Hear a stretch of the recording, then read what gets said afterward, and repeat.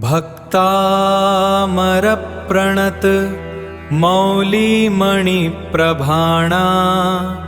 मुद्योतकं दलित पापतमोवितानं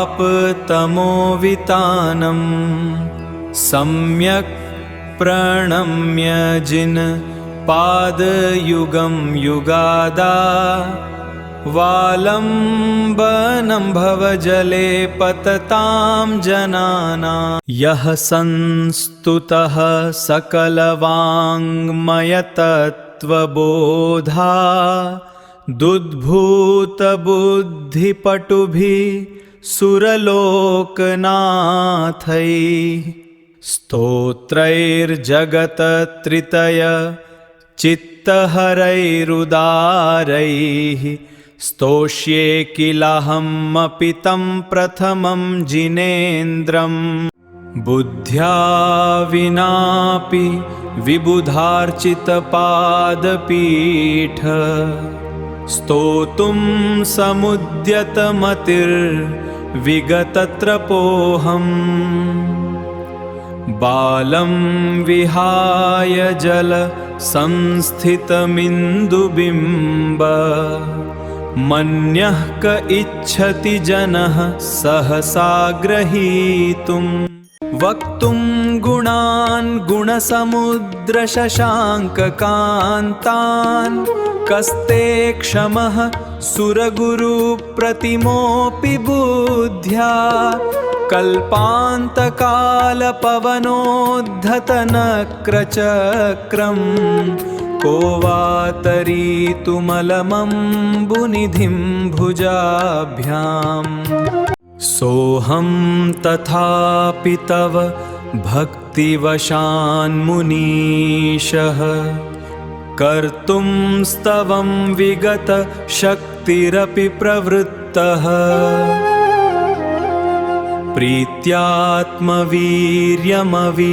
प्रीत्यात्मवीर्यमविचार्यमृगो मृगेन्द्रं नाभ्येति किं निजशिशोः परिपालनार्थम् अल्पश्रुतं श्रुतवतां परिहासधाम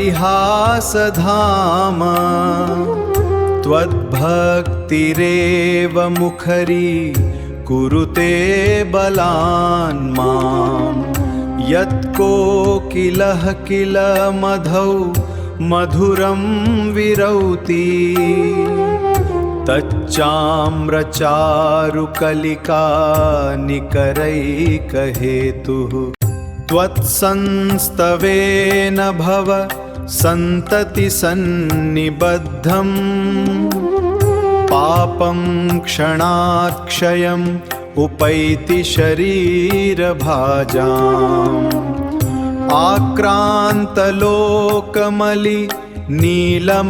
आक्रान्तलोकमलिनीलमशेषमाशु सूर्यांशुभिन्नमिव शार्वरमन्धकारम्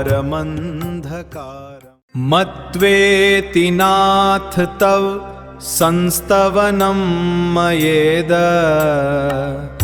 मारभ्यते तनुधियापि तव प्रभावात् चेतो हरिष्याति सतां नलिनीदलेषु मुक्ता फलद्युतिमुपैति ननूदबिन्दुः आस्तां तवस्तवनमस्त समस्तदोषम् त्वत्सङ्कथापि जगतां दुरितानि हन्ति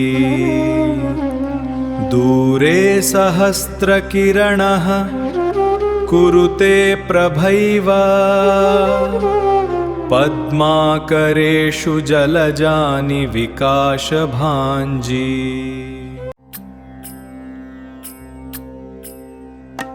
नात्यद्भुतं भुवनभूषणभूतनाथ भूतैर्गुणैर्भुवि भवन्तमभिष्टुवन्तः तुल्या भवन्ति भवतो ननु तेन किं वा भूत्याश्रितं य इह नात्मसमं करोति। दृष्ट्वा भवन्तमनिमेषविलोकनीयं नान्यत्र तोषमुपयाति जनस्य चक्षुः। पीत्वा पयः शशिकरद्युतिदुग्धसिन्धोः क्षारं जलं जलनिधेरसितुं क इच्छेत्। यैषान्तरागरुचिभिः परमाणुभिस्त्वं निर्मापितस्त्रिभुवनैकललामभूत। तावन्त एव खलु ते प्यणवः पृथिव्यां यत्ते समानमपरं न हि रूपमस्ति। वक्त्रं क्व ते सुरनरोरगनेत्रहारी निःशेषनिर्जिजगत्त्रितयोपमानम्। बिम्बं कलङ्कमलिनं क्व निशाकरस्य यद्वासरे भवति पाण्डुपलाशकल्पम्। सम्पूर्णमण्डल शशाङ्ककलाकलाप शुभ्रा गुणास्त्रिभुवनं तव लङ्घयन्ति। ये संश्रितास्त्रि जगदीश्वरनाथमेकं कस्तान्निवारयति सञ्चरतो यथेष्टम्। चित्रं किमत्र यदि ते त्रिदशाङ्गनाभिर्नीतं मनागपि मनो न विकारमार्गं। कल्पान्तकालमरुताचलिताचलेन किं मन्दराद्रिशिखिरं चलितं कदाचित्। निर्धूमवर्तिरपवर्जिततैलपूरः कृत्स्नं जगत्त्रयमिदं प्रकटीकरोषि। गम्यो न जातुमरुतां चलिताचलानां दीपोपरस्त्वमसि नाथ जगत्प्रकाशः। नास्तं कदाचिदुपयासि न राहुगम्यः स्पष्टीकरोषि सहसा युगपज्जगन्ति।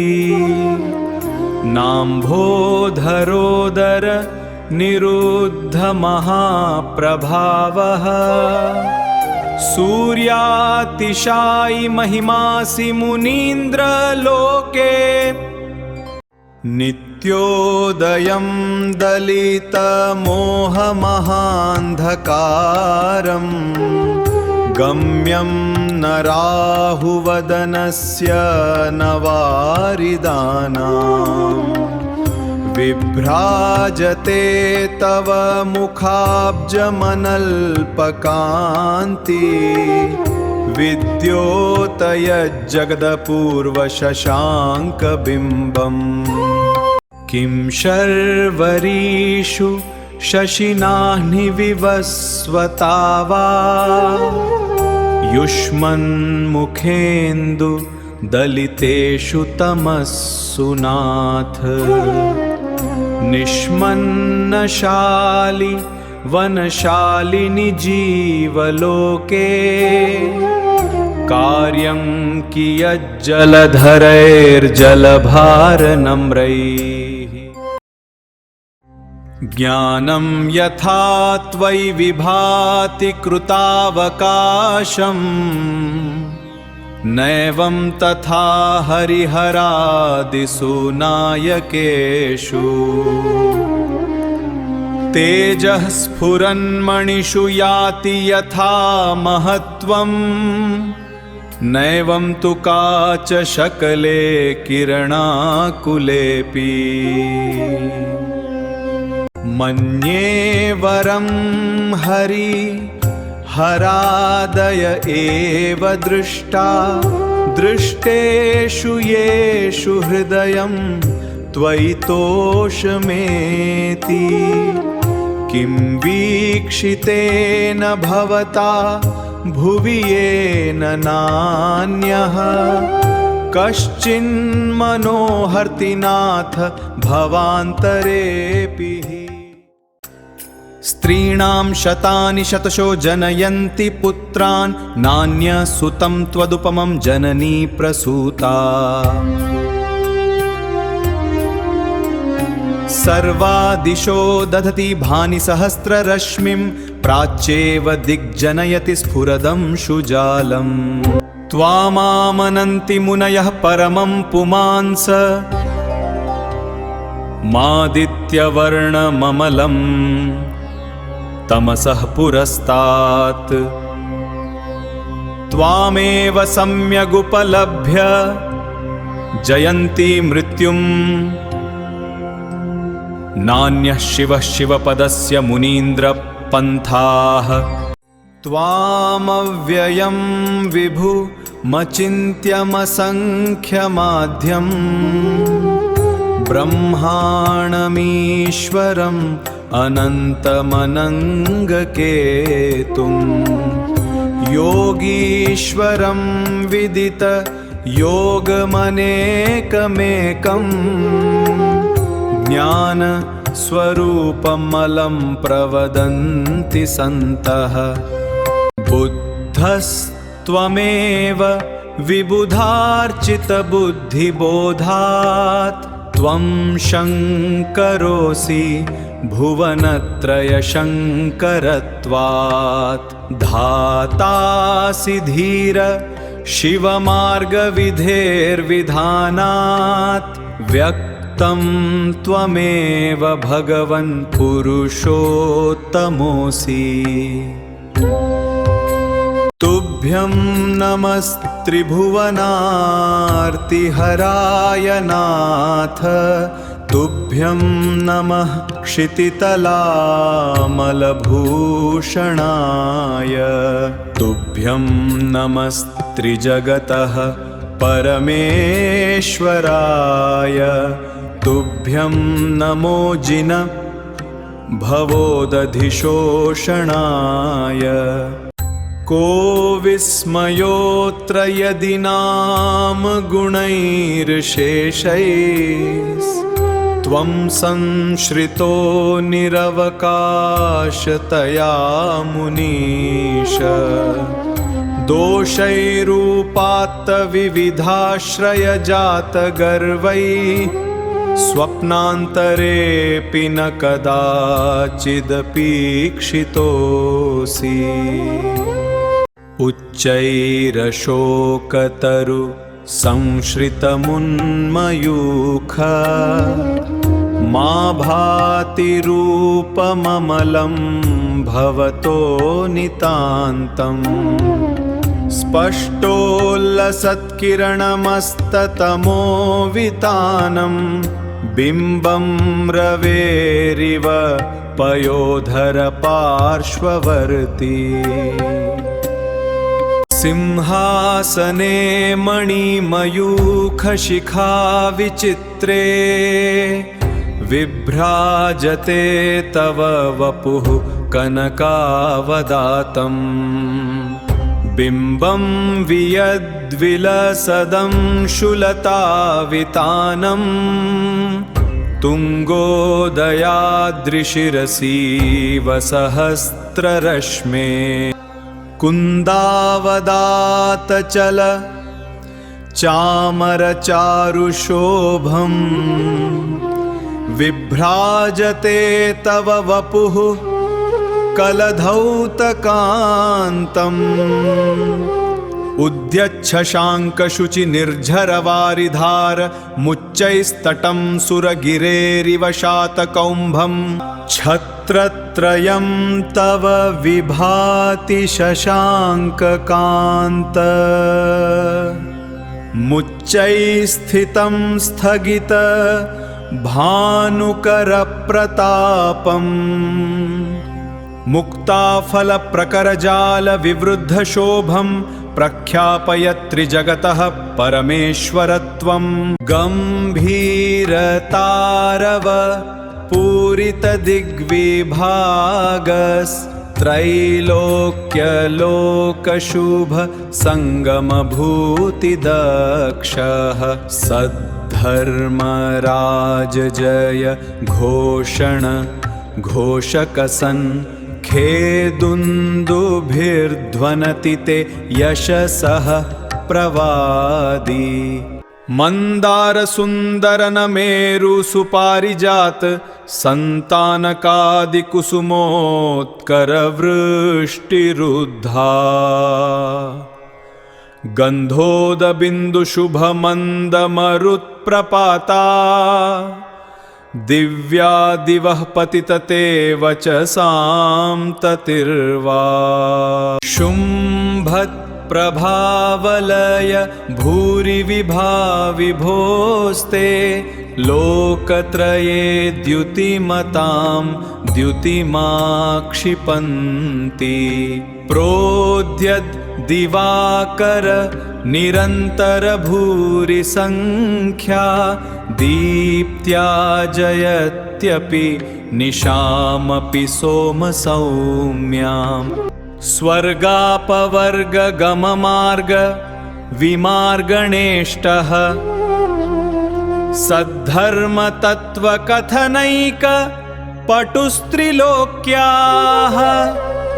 दिव्यध्वनिर्भवति ते विशदार्थसत्त्व भाषा स्वभावपरिणामगुणैः प्रयोज्यः उन्निद्रहेमनवपङ्कजपुञ्जकान्ति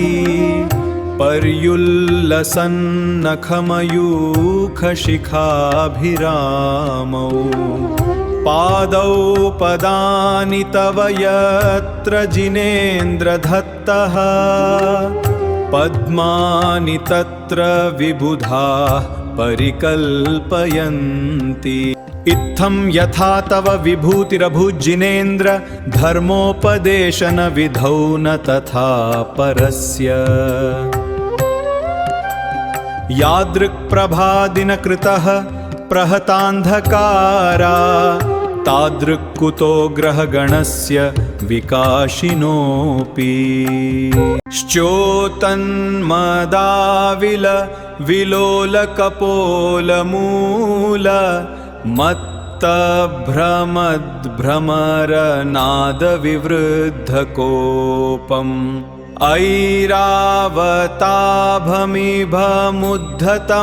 ऐरावताभमिभमुद्धतमापतन्तं दृष्ट्वा भयं भवति नो भवदाश्रितानां भिन्नेभकुम्भगलदुज्जवलशोणिताक्त मुक्ताफलप्रकर भूषितभूमिभागः बद्धक्रमः क्रमगतं हरिणाधिपोऽपि नाक्रामति क्रमयुगा चलसंश्रितं ते कल्पान्तकालपवनोद्धतवह्निकल्पं दावानलं ज्वलितमुज्ज्वलमुत्स्फुलिङ्गं विश्वं जिघत्सुमिव सम्मुखमापतन्तं त्वन्नाम कीर्तनजलं शमयत्यशेषम् रक्ते क्षणं समदकोकिलकण्ठनीलम् क्रोधोद्धतं फणिनमुत्फणमापतन्तम् आक्रामतिक्रमयुगेण निरस्तशङ्कस् त्वन्नाम नागदमनी हृदि यस्य पुंसः वल्गत्तुरङ्गगजगज्जितभीमनाद माजौ बलं बलवतामपि भूपतीनाम् उद्यद्दिवाकरमयूखशिखापविद्धम् त्वत्कीर्तनात्तम इवाशुभिदामुपैति कुन्ताग्रभिन्नगजशोणितवारिवाह वेगावतारतरणातुरयोधभीमे युद्धे जयं विजितदुर्जय जेयपक्षास त्वत्पादपङ्कजवनाश्रयिणो लभन्ते अम्भौ निधौ क्षुभितभीषणनक्रचक्र पाठीनपीठभयदोल्बणवाडवाग्नौ रङ्गत्तरङ्गशिखरस्थितयानपात्रास् त्रासं विहाय भवतः स्मरणाद्व्रजन्ति उद्भूतभीषणजलोदरभारभुग्नाः शोच्यां दशामुपगताश्च्युतजीविताशाः त्वत्पादपङ्कजरजोऽमृतदिग्धदेहा मर्त्या भवन्ति मकरध्वजतुल्यरूपाः आपादकण्ठमुरु शृङ्खलवेष्टिताङ्गा गाढं बृहन्निगडकोटिनिघृष्टजङ्घाः त्वन्नाम मन्त्रमनीशं मनुजाः स्मरन्तः सद्यः स्वयं विगत बन्धभया भवन्ति मत्तद्विपेन्द्रमृगराजदवानलाहि सङ्ग्रामवारिधिमहोदरबन्धनोत्थम् तस्याशुनाशमुपयाति भयं भियेव यस्तावकं स्तवमिमं मतिमानधीते स्तोत्रस्त्रजं तव जिनेन्द्र गुणैर्निबद्धाम् भक्त्या मया विविधवर्णविचित्रपुष्पाम् धत्ते जनो य इकण्ठ गतामजस्रम् तं मानतुङ्गमवशासमुपैति लक्ष्मी तं मानतुङ्गमवशासमुपैति लक्ष्मी।